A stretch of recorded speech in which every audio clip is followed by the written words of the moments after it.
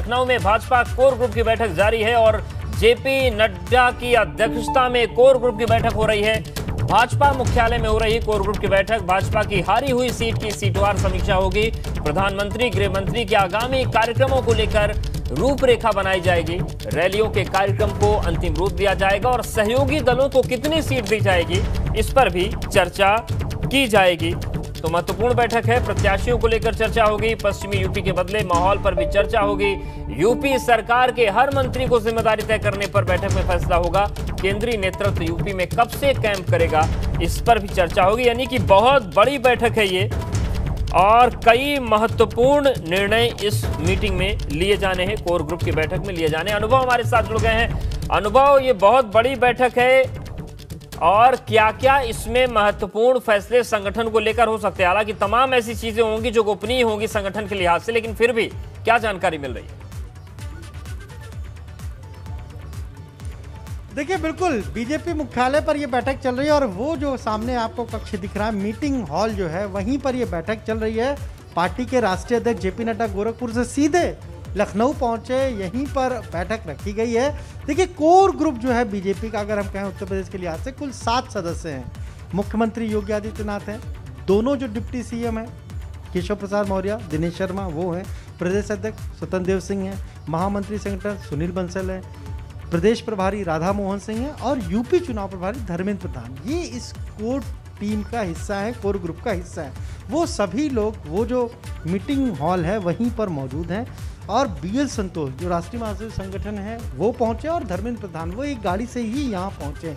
तमाम सारे लोग मौजूद हैं और ये बैठक चल रही है। बहुत महत्वपूर्ण है, जो आपने कहा कि काफ़ी महत्वपूर्ण बैठक है।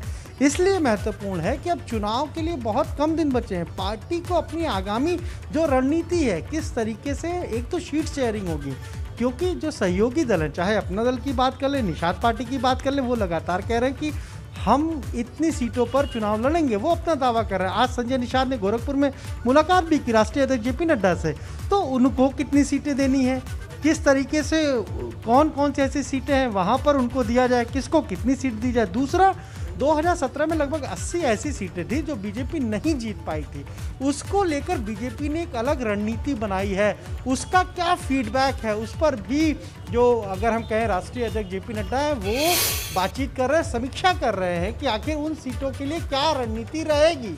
ये भी काफ़ी महत्वपूर्ण है। फिर किस तरीके से प्रधानमंत्री के कार्यक्रम लगने हैं, किस तरीके से, अगर हम कहें, केंद्रीय गृह मंत्री के जो कार्यक्रम लगने हैं, तमाम जो केंद्रीय मंत्री हैं उनके कब कब कार्यक्रम लगेंगे उत्तर प्रदेश में, कहाँ कहाँ कौन चुनावी जनसभाएं करेगा, ये सारे अहम मुद्दे हैं जिसको लेकर ये चर्चा चल रही है। लगभग 1 घंटा इस बैठक को हो चुका और अभी माना जा रहा है कि अभी थोड़ी देर ये बैठक और चलेगी।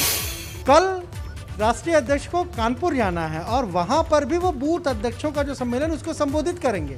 इसके अलावा 8 जो कार्यालय हैं प्रदेश में पार्टी के, उनका भी उद्घाटन करेंगे। कानपुर के कार्यालय का तो करेंगे, साथ ही साथ 7 शहरों के जो कार्यालय हैं उनका वर्चुअली उद्घाटन करेंगे।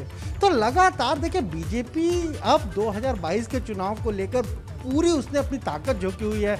हम देख रहे हैं कि प्रधानमंत्री के तमाम सारे कार्यक्रम उत्तर प्रदेश में लग रहे हैं, तमाम सारी सौगातें दे रहे हैं। केंद्रीय गृह मंत्री अमित शाह लगातार उत्तर प्रदेश पर नज़र बनाए हुए, एक तरीके से कहें तो कमान उन्होंने अपने हाथ में ली है। इसीलिए ये कोर ग्रुप की बैठक चल रही है। आप देखिए, पार्टी के तमाम सारे जो कार्यकर्ता हैं वो भी यहाँ पर मौजूद हैं और इस वक्त रात के 10 से ज़्यादा बज रहे हैं, लेकिन फिर भी तमाम सारे कार्यकर्ता यहाँ पर जुटे हुए हैं।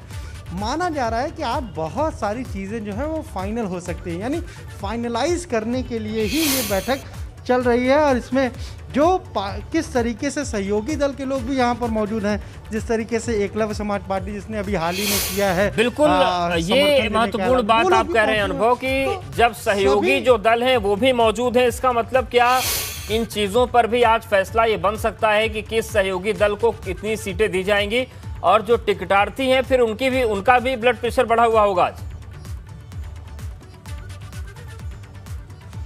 देखिए, बिल्कुल, क्योंकि माना ये जा रहा है लगातार बीजेपी अपने इंटरनल सोर्सेज से, तमाम सारी चीज़ों से जो फीडबैक ले रही है विधायकों के कामकाज का, उसके मुताबिक ये माना जा रहा है कि 125 के आसपास ऐसे विधायक हैं जिनके टिकट इस बार कटेंगे।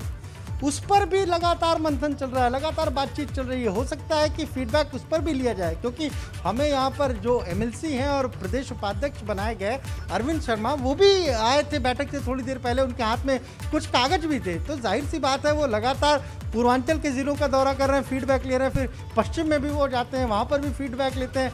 45 से ज़्यादा ज़िलों का अब तक वो फीडबैक ले चुके हैं। तो लगातार इस बैठक का एक तो महत्वपूर्ण जो बात आपने कही कि जो सहयोगी दल हैं किसको कितनी सीटें देनी हैं, और साथ ही साथ दूसरे दलों के कौन से लोग ऐसे हैं जो बीजेपी में आने को तैयार हैं, उनको कब लाना है, क्या स्ट्रेटजी होगी, कैसे जो चाहे समाजवादी पार्टी हो, चाहे बसपा हो, चाहे कांग्रेस हो, कैसे उन दलों के लोगों को अपने साथ जोड़ा जाए, कौन किस क्षेत्र में प्रभावी है, किसको लाने से पार्टी को कहाँ फायदा होगा, इन सारी चीज़ों पर बात हो रही है। जिस तरीके से प्रधानमंत्री ने ऐलान किया कि तीनों कृषि कानून वापस लेने का, उससे वेस्टर्न यूपी में क्या फ़र्क पड़ेगा, लखीमपुर पीलीभीत जो तराई के इलाके हैं वहाँ पर क्या असर पड़ेगा, इन सारी चीज़ों पर मंथन जो है वो इस बैठक में हो रहा है।